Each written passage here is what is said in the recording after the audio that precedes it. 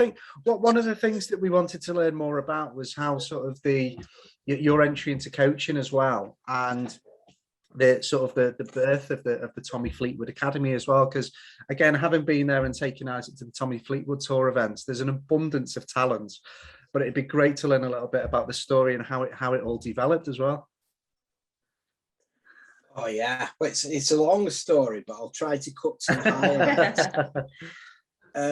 Well, I was determined that I'd make it as a tour player, and I was absolutely determined. And I trained at Royal Birkdale. I was a one handicap golfer at the age of 16, and I was going great.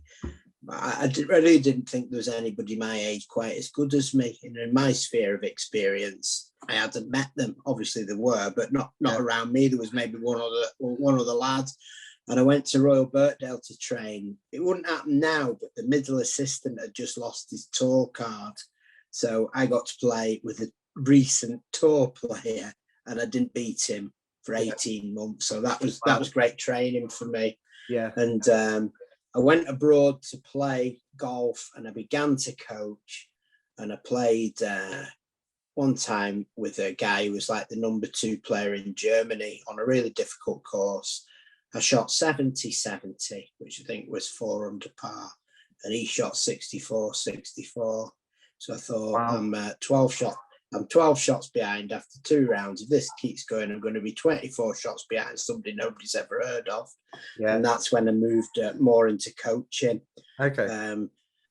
And then I come back to Southport, and I built a golf business, a golf range with a par 3 course. I actually developed the par 3 course because in continental Europe, when you join a club, you can't play until you've got a license to show that you're competent.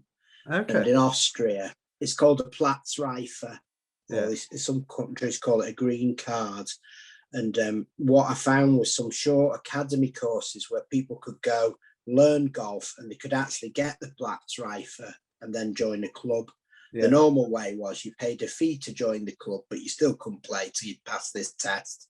And I came back and built a version of that in Southport. And that's where I first met Tommy. 6-year-old Tommy Fleetwood walked through the door quite late one night, and I just went out to pick the baskets up.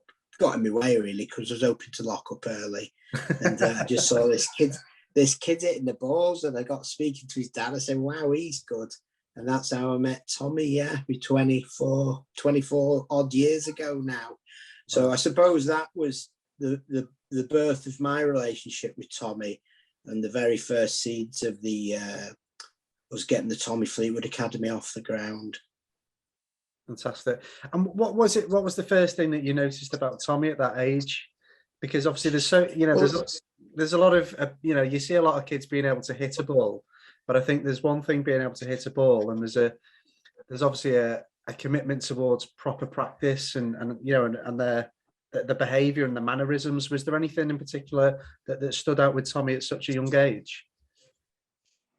Well, there was, and there wasn't. And I have this conversation with Tommy quite a lot.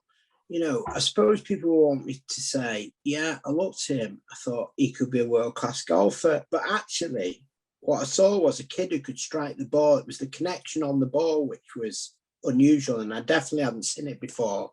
Yeah. But I was only in my mid-20s then, early to mid-20s. And I wasn't that experienced with junior golf. So I thought, yeah, he's really good. He can strike the balls great. So I suppose the ball striking was unusual. But when Tommy comes to watch the boys, and like your son, Isaac, and he watches them hit the balls, and I often say to the kids, you could make it as a golf pro. And Tommy says next to me, any of them could. What it is that divides the kids, I would say, is a far less of skill and outstanding talent. Yeah. And it's much more internal qualities. It's character, it's determination, and it's drive. And that is how I know who's likely to make it. Some of the kids I have moving to my elite groups are actually quite new golfers, but are just detecting them, the drive. And work ethic's probably a slightly negative thing to say about a kid, but that we want the child to have a work ethic, but it's the enthusiasm. They love the PlayStation and they love the Xbox because it's captured their attention. So in a sense, all they're playing on that, there's a work ethic for that, but something's fired them up to do it. And that's what I'm seeking to find in my golf coaching, just firing up the enthusiasm for golf. And that's what I saw in Tommy, just a love of it.